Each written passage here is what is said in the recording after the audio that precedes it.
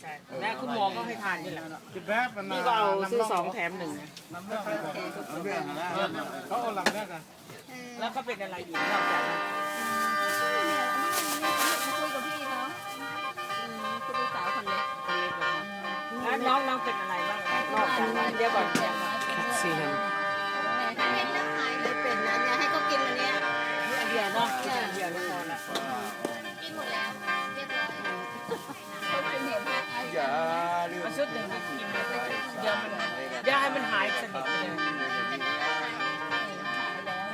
ดีมากอันยังไงก็ได้เอาแต่ของแม่ แล้วมาที่ขั้นเป็นอย่าง เขาจะเอาไปให้ย่างไทยก็ซื้อ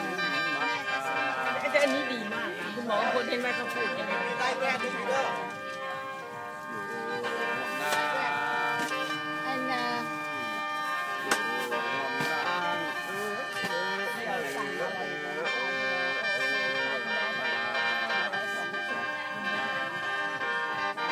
พี่ไม่เอาอันนี้ไป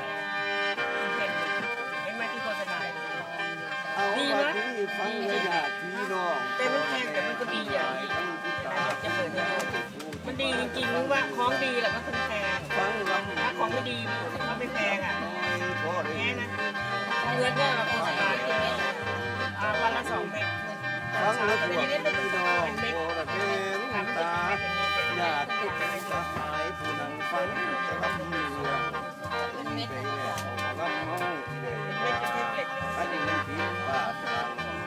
ดีมาก ให้ อันนี้ไม่ใช่อะไรหรอก